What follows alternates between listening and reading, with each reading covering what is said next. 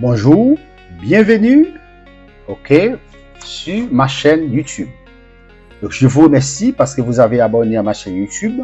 Je vous remercie parce que vous m'avez aidé à partager mes vidéos dans les différents groupes de Facebook. Si vous n'avez pas encore abonné, je vous encourage maintenant à vous abonner à ma chaîne YouTube pour pouvoir recevoir une nouvelle vidéo chaque semaine. Donc, nous avons, n'est-ce pas, déjà développé, n'est-ce pas, une première vidéo, n'est-ce pas, sur comment faire une demande de visa touriste pour le Canada. Donc, nous avons déjà expliqué ça. Donc, si vous avez besoin d'acheter, n'est-ce pas, un billet d'avion, vous avez besoin de faire une réservation d'hôtel, vous avez besoin d'acheter une assurance de voyage, n'hésitez pas à visiter mon site web qui est www.123triponline.com. OK? Si vous avez besoin d'acheter un billet d'avion, n'est-ce pas, pour le Brésil, pour le Mexique, pour le Belize, n'est-ce pas, pour le Chili, n'hésitez pas à me contacter. Donc, nous sommes disponibles et disposés à vous aider. Donc, nous allons continuer, n'est-ce pas, nos séries de tutoriels, n'est-ce pas, sur l'immigration canadienne. Donc, aujourd'hui, nous allons voir ensemble. Donc, nous avons vu, dans une autre vidéo, si vous avez besoin d'un visa de visiteur. Donc, nous avons répondu toutes les questions. Donc, aujourd'hui, nous allons voir ensemble. Pour la visite d'une durée maximale de 6 mois, dans la plupart des cas, le coût, c'est 100 $ canadiens. Obtenir, n'est-ce pas, les détails au sujet, n'est-ce pas, du visa de visiteur. Nous allons voir, n'est-ce pas, aujourd'hui, les détails. Nous allons voir ça ensemble. Les détails. Maintenant, visa de visiteur. Au sujet du document. Quels sont les documents vous avez besoin, n'est-ce pas, pour faire une demande de visa de visiteur. Ici, 1. Nous avons ici au sujet du document. 2. Étapes à suivre pour présenter une demande. N'est-ce pas? Quelles sont les étapes à suivre pour présenter une demande? 3. Qui peut présenter une demande? 4. Documents justificatifs. 5. Présenter une demande. 6. Après avoir présenté une demande. Donc, nous avons ici 6 étapes ici. Au sujet du document, nous allons voir maintenant au sujet du document, qui est le numéro 1. Au sujet du document. Au sujet du document. Nous allons lire ça ensemble. Maintenant, au sujet du document. Un visa de visiteur, aussi appelé visa de résident temporaire. Donc, le visa de visiteur canadien s'appelle aussi visa de résident temporaire. Donc, c'est un visa de résident temporaire. Est un document officiel, n'est-ce pas, que nous apposons dans votre passeport. Il indique que vous satisfaites aux exigences nécessaires pour entrer au Canada. Donc, lorsque vous allez faire, n'est-ce pas, une demande de visa pour le Canada, je vous conseille, n'est-ce pas, de dire la vérité. Je vous conseille, n'est-ce pas, de ne pas mentir. Pas seulement pour le Canada. Lorsque vous allez faire une demande de visa pour visiter un pays, il faut toujours dire la vérité. Donc, vous ne devez pas mentir. Vous ne devez pas dire des mensonges. Parce que ça peut, n'est-ce pas, vous contrarier pendant toute votre vie. Durant toute votre vie, ça peut vous contrarier.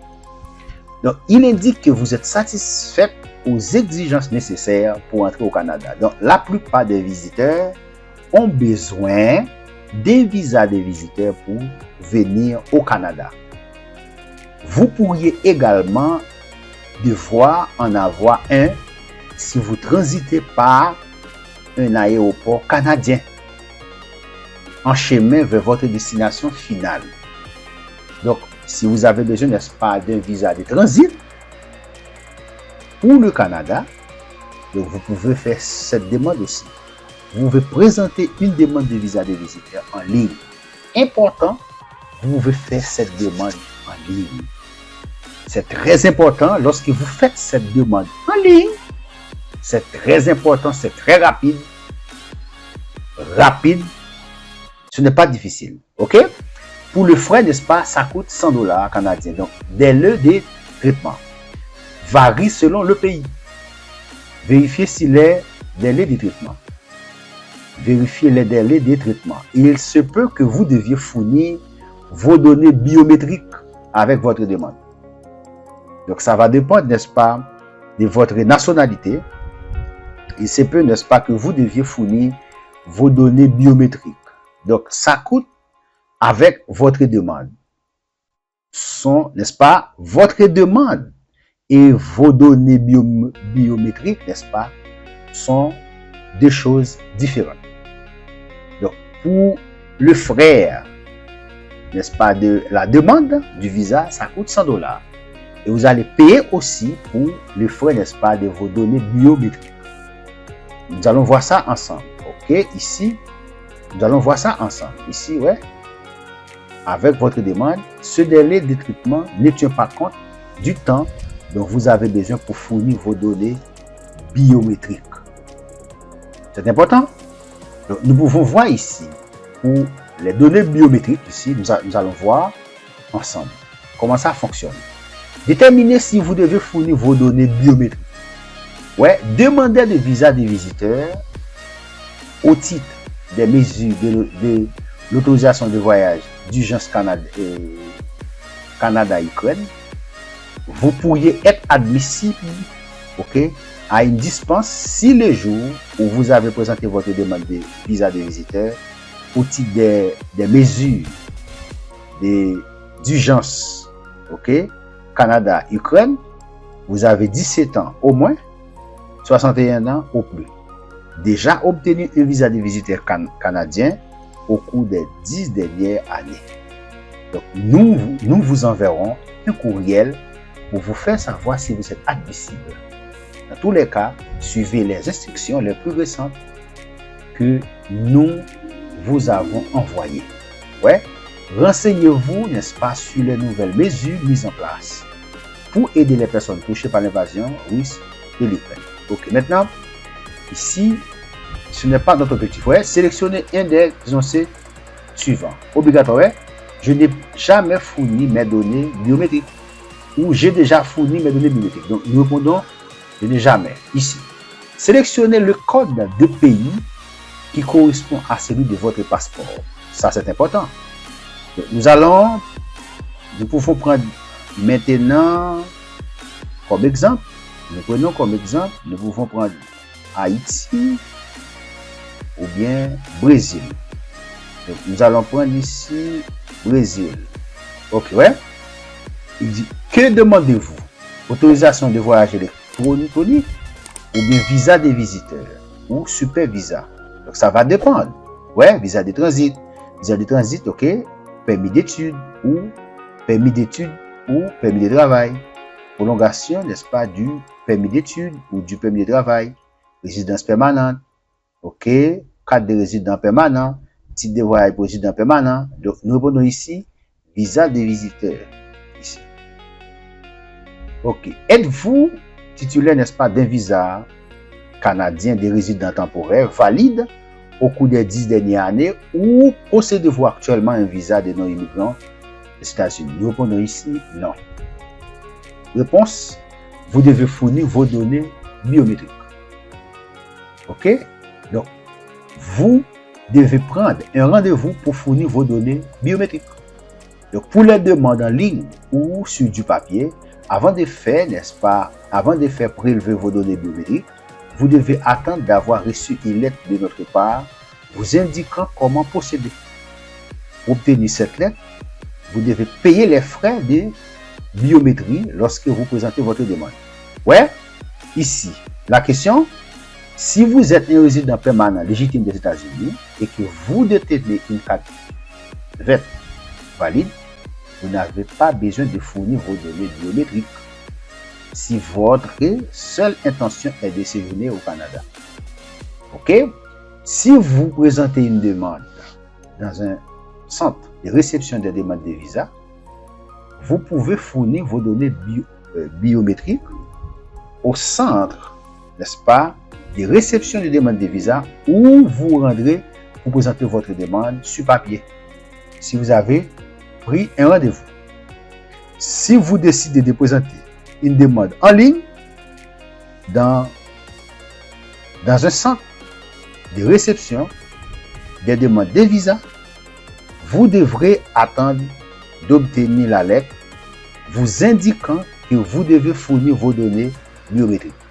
Une fois que vous avez reçu votre lettre, cette lettre, vous pourrez retourner au centre de réception des demandes de visa pour fournir vos données biométriques.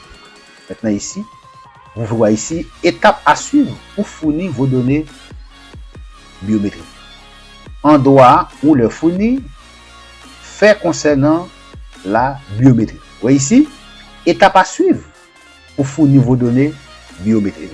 Nous commençons d'abord avec données, comment fournir vos empreintes digitales avec votre photo. Maintenant, vous avez bien compris ici, étape à suivre pour fournir vos données biométriques. Payer les frais de biométrie. Vous devez payer les frais de biométrie lorsque vous présentez votre demande ou le traitement de votre demande pourrait être retardé.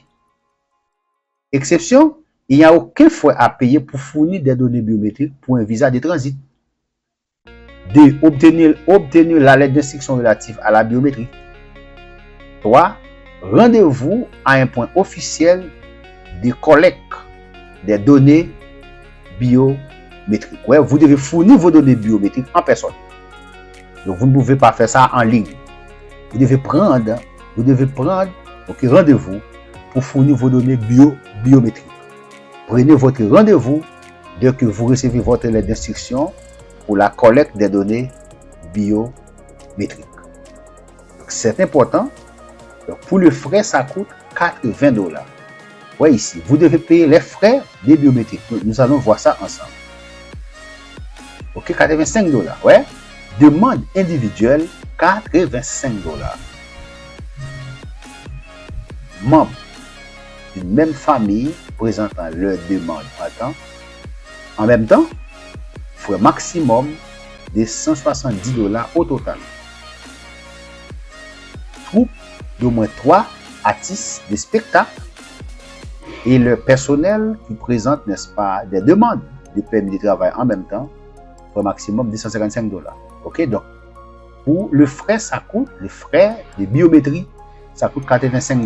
Donc 85 plus 100, ça coûte $185. Donc, pour faire une demande de visa, ok, pour le Canada, donc ça coûte $185 pour faire une demande de visa pour le Canada. Donc aujourd'hui, nous venons de voir ensemble, ok, vos données biométriques. Ok, donc vos données biométriques. Donc c'est ce que nous avons vu aujourd'hui. La durée de séjour permise. La majorité des personnes peuvent rester jusqu'à 6 mois. Au point d'entrée, l'agent des services frontaliers pourrait cependant vous autoriser à rester pendant une période inférieure ou supérieure à 6 mois. Le cas échéant, il indiquera dans votre passeport la date à laquelle vous devez quitter le pays. Il pourrait aussi vous remettre un document appelé fiche de visiteur sur lequel figurera cette date. Si vous n'obtenez pas de timbre dans votre passeport, vous pouvez rester pendant 6 mois à compter du jour où vous êtes entré au Canada ou jusqu'à l'expiration de votre passeport, selon la première de ces éventualités. Si vous avez besoin d'un timbre, vous pouvez en demander à un agent des services frontaliers. Si vous arrivez à un aéroport qui utilise des bonnes d'inspection primaires, demandez un timbre à l'agent des services frontaliers après votre transaction à la bonne. Donc, vérifiez si vous avez besoin d'un visa de visiteur avant d'en demander un. Vous pourriez avoir besoin de visa de visiteur ou d'une autorisation de voyage électronique. Donc, si vous êtes brésilien, vous avez un visa américain, ou bien vous avez eu un visa canadien durant les 10 dernières années. Donc, vous n'avez plus besoin de faire une demande de visa pour visiter le Canada. Vous pouvez seulement faire une demande d'autorisation en ligne qu'on appelle AV pour visiter le Canada.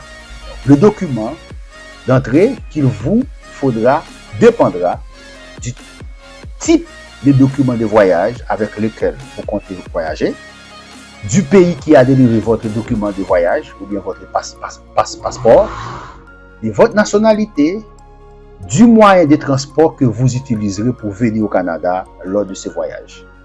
Ok, donc c'est ce que nous allons voir. Donc, ici, vérifiez si vous avez besoin d'un visa de visiteur. Donc, merci. Si vous avez jusque-là, je vous remercie parce que vous avez, n'est-ce pas, partagé mes vidéos dans les différents groupes de Facebook. Et si vous n'êtes pas encore abonné à ma chaîne YouTube, je vous encourage maintenant à vous abonner à ma chaîne YouTube pour pouvoir recevoir une nouvelle vidéo chaque semaine. Donc, si vous avez aimé cette vidéo, cliquez sur j'aime pour soutenir la chaîne. Je vous dis merci, à très bientôt pour une prochaine vidéo.